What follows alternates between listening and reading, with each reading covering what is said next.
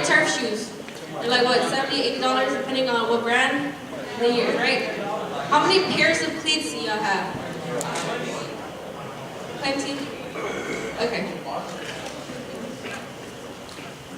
So our problem statement was that I, as a baseball player, struggle with the cleats and the turfs, and we're gonna have a game of turf or a field or a regular field.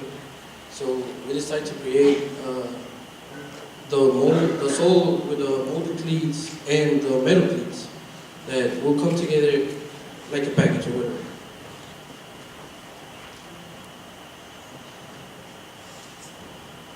So we decided to create this because I don't like honestly I don't like the designs they have in gigs or academy or whatever, and probably all the baseball players and all that. So we decided to do the sole with the cleats so we can put it in our own shoes. So you can have your personalized cleats. At first we generated some like concepts. We did the flip up and down and the circle screw up.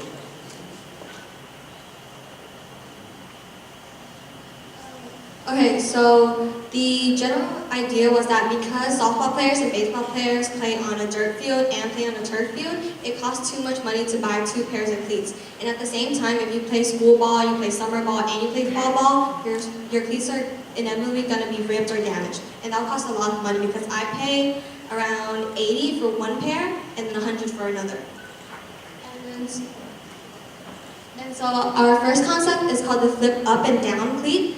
And so for this concept, we have 8 metals. When playing on metal fields, you would push the lane metals upwards. So when you go from a dirt field to a turf field, you push it down. And then our second concept is called the circle screw-ons. For this concept, you would use the little screws on pieces, and so you would use the little screw with the metal to screw it in on the hole. And then for the third concept we have is called the hook-on. For this concept, you would create a new sole with the metals already attached to it. When ready for dirt use, you would push the sole onto the shoe like a Lego piece, but secure it with the 2 provided hooks. And then finally, for our concept 4, we chose to do the forward screw-ons. For this concept, you would put the separate sole onto the shoe and directly screw them onto the sole through the created holes. And then right here is our decision matrix. Because we had 4 ideas, we had to narrow it down to what matches our criteria. And our criteria was to be effective, affordable, and comfortable. And so with all of that, we decided to go with the forward screw-ons. And then, so right here is the overall process. So what you would do is, there's an online forum that we would provide for you on our website, and then you would print it out. You would fill out your information and then send it to us. So once you ship it to us, we would assemble it, and then you would receive it in around 5 to 8 business days. And that's just the online, that's the forum. This is an example.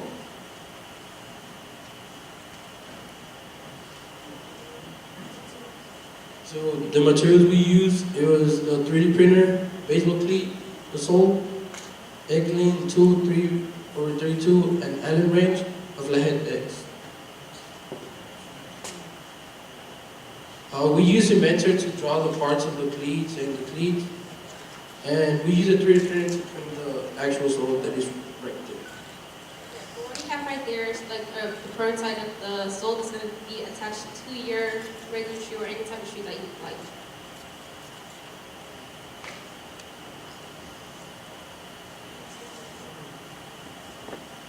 Okay, so for develop solution, this is the drawing of what we have right now, and then we actually took the sole of an actual baseball cleat, and then so this is the visual representation of the sole. This was our first trial.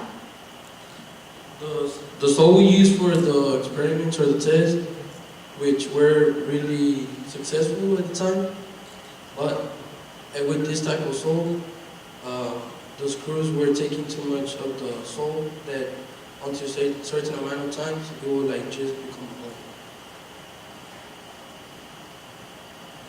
Alright, so to unscrew and screw your sole into your shoe, we needed a handle. We couldn't just send you or make you buy your own screwer to put the sole on it. So we first came up with a little idea of having your own handle to screw on your sole on there. We started off with making a handle out of wood, just regular wood, and attaching a screw on there. But it was too small. So after this idea, we just discarded it because it was hard to handle. People couldn't really turn it because it was just a simple cube. It was too slippery. So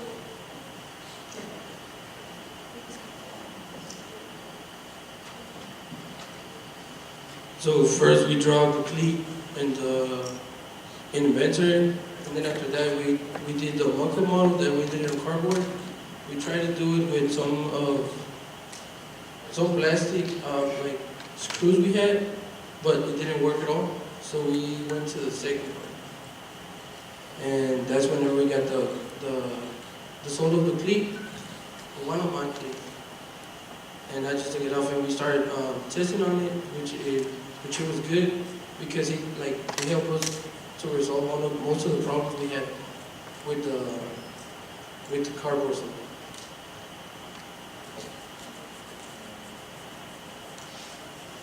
So we tried out the cleat, the sole in one of my shoes, and we saw that it was a good idea because the shoes, the part of the sole of the shoes could have been they went in with the screws, so they didn't went out at all. And if it was like other type of screws without the pointing thing on the top, it was gonna come off. So, and then afterwards, after we used the actual shoe, we decided to do the 3D printed one, as you see on your desk. And so we printed the 3D printed sole. This was our first trial, so it's different from the one you have on the table right now. The first trial run with the 3D printer, the metals of the cleats were too thin and really easy to break. So we had to redraw it on Inventor and then print it out again on the 3D printer, changing the scale and the size of it. after our first spell of the first idea of the handle, the wood handle, we decided to use a different type of screw because the screw that we had at the beginning was pointy. So if we kept on using that type of screw over and over and over and over, you will eventually drill up a hole through your shoe, and you will end up with your feet hurt, basically. So we decided to 3D print it.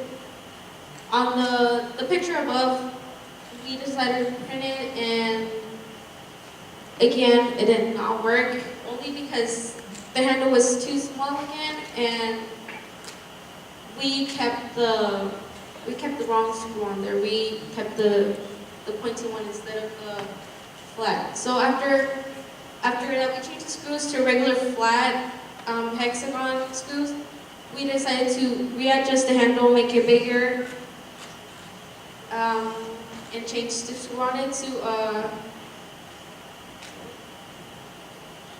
screwdriver. And so right here's our final product. This is the front view of it, the top view of it, and then the actual handle, which is our. And then the final product will be made out of polyurethane. So here we tested out how long it would take to screw on and screw off the little screws to attach on and off your shoe. Because one of our goals was to make it effective and less time consuming, we tested out, we had 4 to 5 testers. So as you can see, it takes around 2 to 4 minutes to take the screws off and on. And then, so these are our competitors in the market. So for the first market competitor, these interchangeable ones do not make metal ones, and it being plastic, it can easily be broken. For the second one, these clip-ons are only accessible to the given shoe. And then the third one, these removable spikes are only limited to golf players. Baseball and soccer players cannot and do not use these types of spikes. The fourth one, these Peloton interchangeable cleats are only limited to turf fields. They do not make metal spikes, and it's only accessible to that one shown.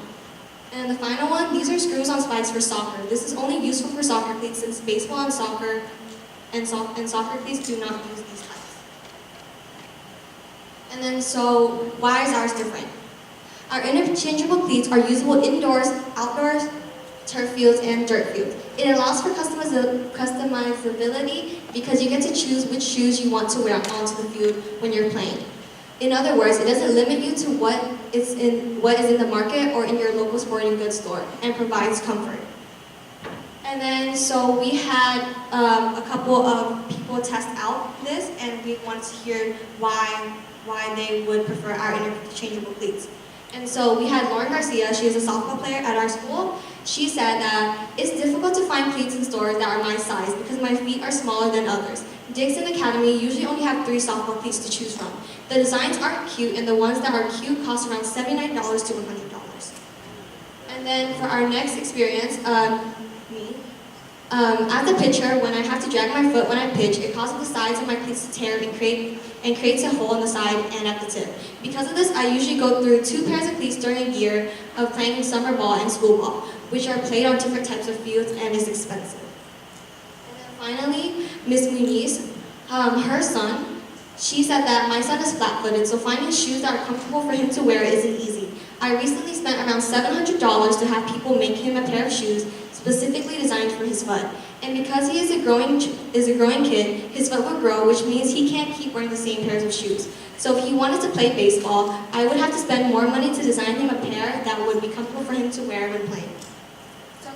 So through our interchangeable cleats, you're able to use whatever tennis shoes you want to wear. It isn't limited to what's on the market. And then for people that are flat-footed, because your foot is shaped a different way, the types of soles that are in cleats right now, it isn't comfortable for you to wear, so if you're not comfortable in it, you're not going to play well. And then for conclusion, this product is a great way for athletes to spend less money on buying multiple pairs of cleats. It promotes comfortableness because you get to choose what shoe you want to play in and not be limited to those that are in the stores, and it promotes choice. You get to choose what type of shoes you get to wear on the field because stores don't always have the variability in items we want. So for marketing, we are reaching out and starting small by reaching out to baseball players and softball players first. The cost will be around $45, and throughout this entire process, the improvements we needed to make was the handle needed to be changed in design, size, and material. The mock-up model of the cleat needed to be changed into a different material for the presentation. And that is all. Any questions?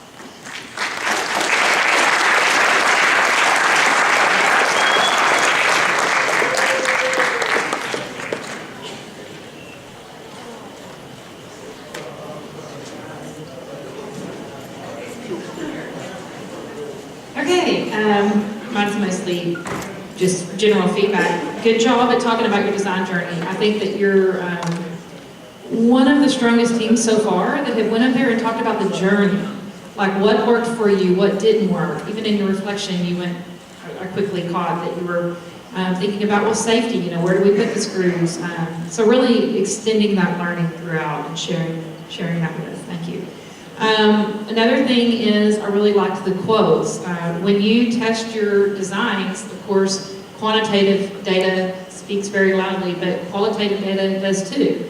And when you can get an exact quote, that's always powerful. As far as the quantitative results, I do not know how you tested effectiveness, and I would think that that would be your number one criteria, so that part was a little bit confusing for me. Last comment, would have loved to have seen the inventor drawings with the dimensions and stuff. Since this is an engineering design process, share your talent with the audience. Good job.